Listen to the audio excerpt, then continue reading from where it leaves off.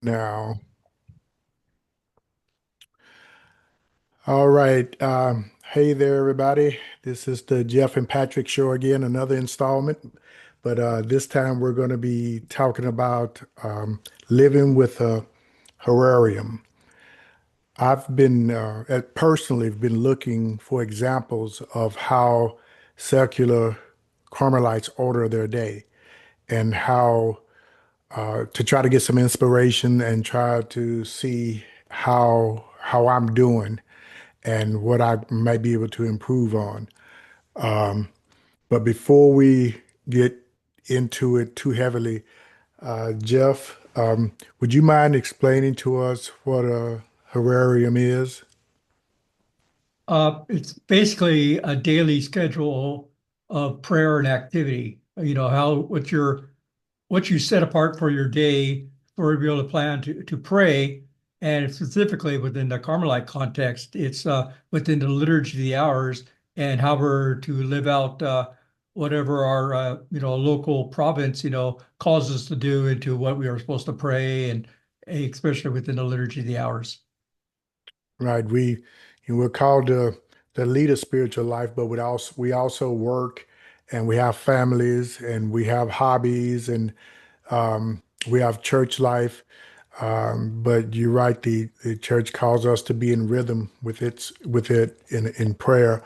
Um, so with that, and like I said, I've been looking to see what examples I could find, but I couldn't find any. And then I thought about you and you'd be the first and the best one to probably start off with in doing this. So I guess I should tell everybody in case there's somebody tuning in from somewhere else.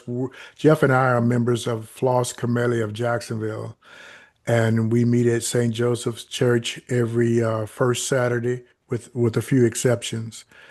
We meet at the historical church for 8 a.m. mass, and then we break out from that and go to the Cody Center for our liturgy of the hours and community meetings. So with that, and please feel free to elaborate as you go, Jeff. All right. So we're going to talk about what, my daily plan is. Right. The number one thing about setting a schedule is that there's a very human element to it. It's not like, if you mess up the schedule, that's it for the day.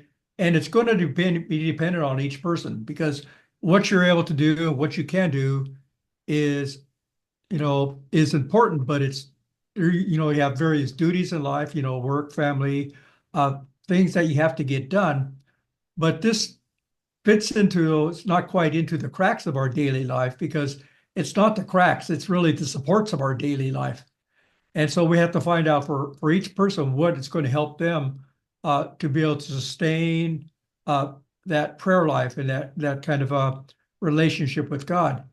And I know many people find it easier if they can to first thing in the morning when they wake up, to pray right then and there. I know I do, because I find that if I put it off, well, I'll do something else for 20 minutes or so, and then I have other things I have to do, and it goes by the wayside. And so it's got to be, don't pick up the phone, don't look at anything. I might start some hot water for my morning coffee. That's about it. And then to start off with the inventory prayer, and then go into the liturgy of the hours. Uh, what happens after that really depends on the day. I try to order my life on around daily mass. Right now, the situation is that I can get to daily mass Monday through Saturday, and involves going to three different parishes, and so there's three different time frames, and then there's work. So uh, what I do before and after is kind of fits into that. Ideally, uh, I like it if I can be able to at least say inventory and morning prayer, and then spend half an hour in front of the Blessed Sacrament, and depending on what I can do, and before mass starts.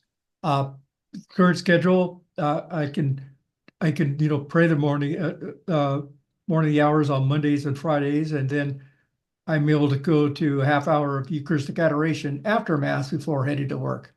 So it depends on the day and the context. And and I found that it's not as important to sequence as to having some kind of routine, even if it's a topsy-turvy routine, depending on the day of the week. That doesn't much matter.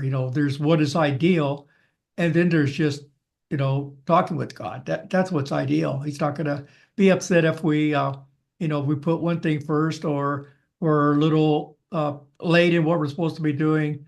The purpose of prayer is relationship, and people that you love, aren't upset, when you pay attention to them. They are except when you ignore them and go on your life as if they don't exist. So those are, some of those aspects of the daily. And then of course, Sunday Mass, I always, make it into Sunday Mass.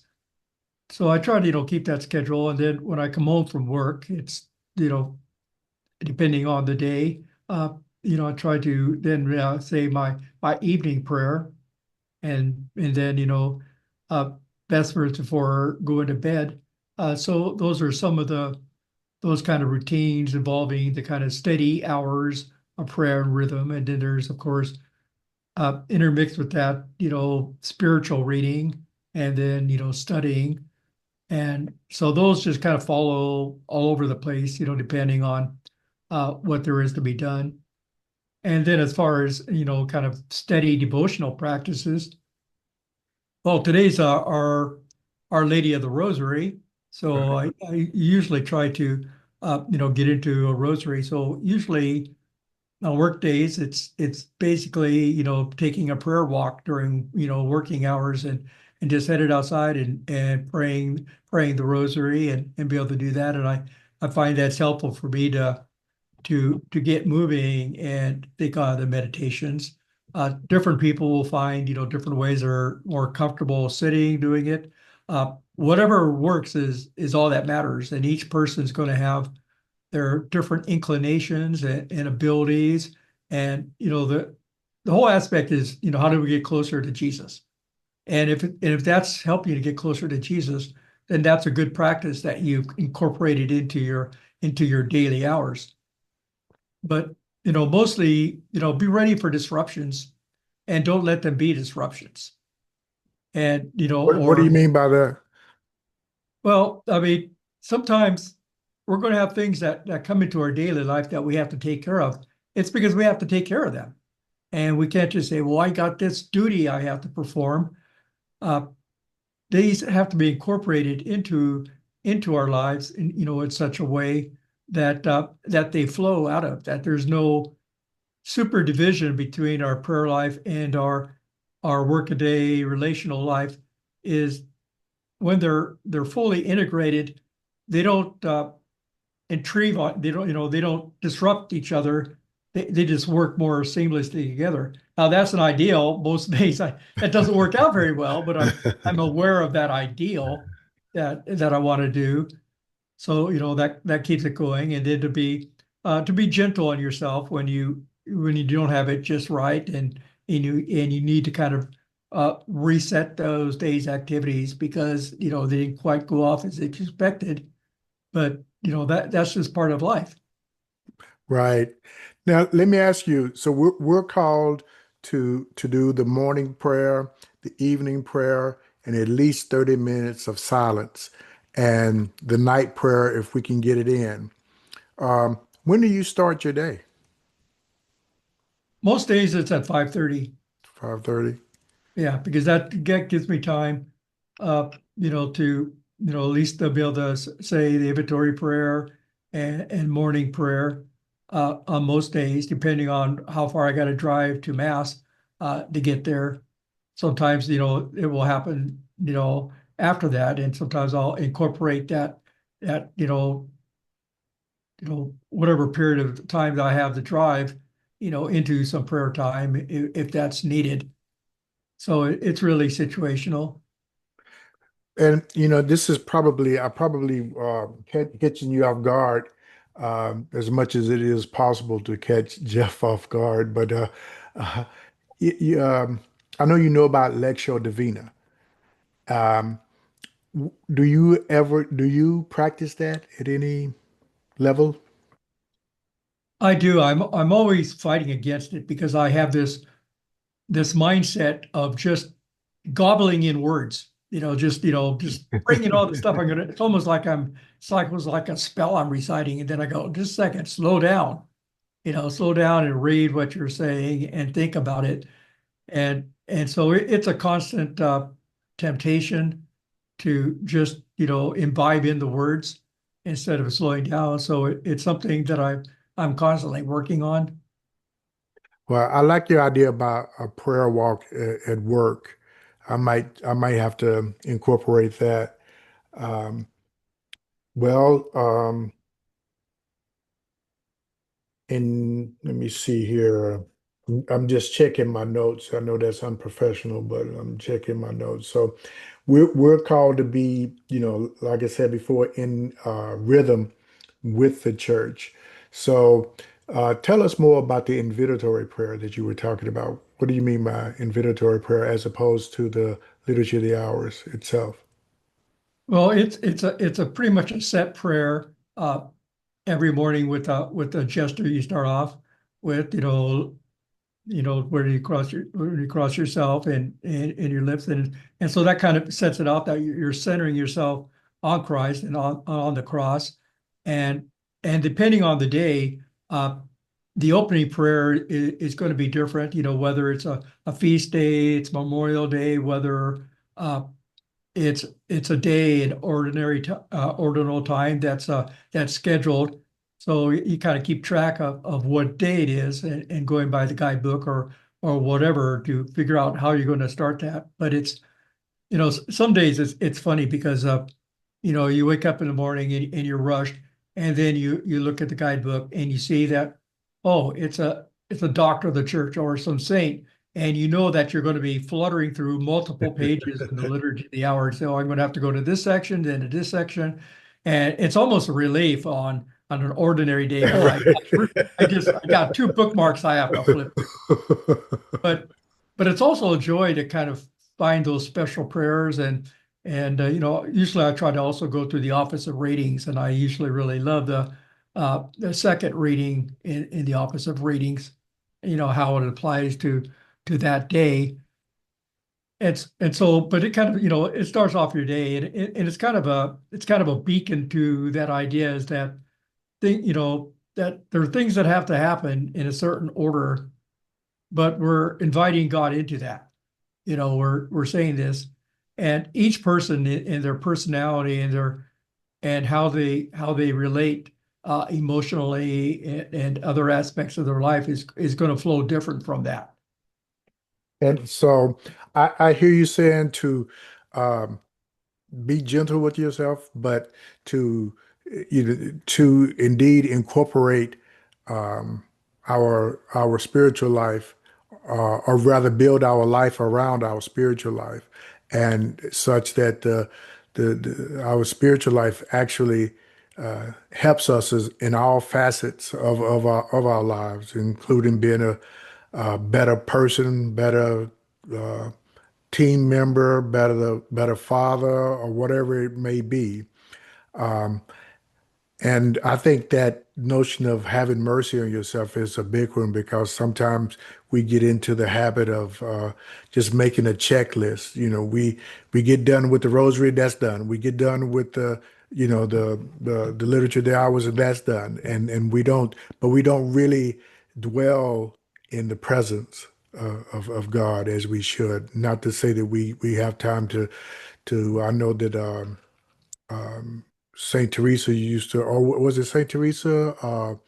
One of them would talk about how some monks would take the Our Father, and it would take them all day to say it. And am I messing up the reference there, Jeff?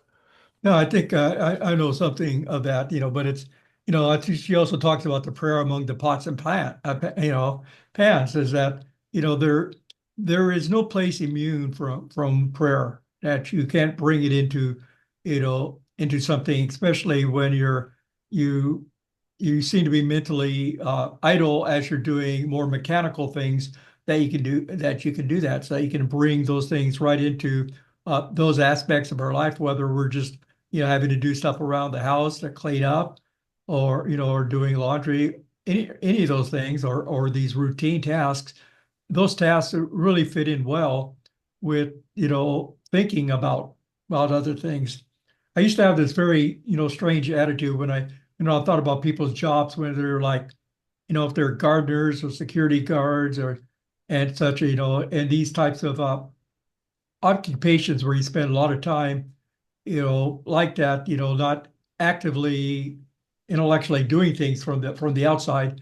And I had this bias against that, till I realized that I have no idea what those people's prayer lives are like. What are their actual intellectual lives? They could be, quite profound, as they've gathered all this time to collect their thoughts and recollect themselves and to think about deep things. It was really a bias that was not informed by anything other than thinking that just intellectual activity that was apparent was the only thing that mattered.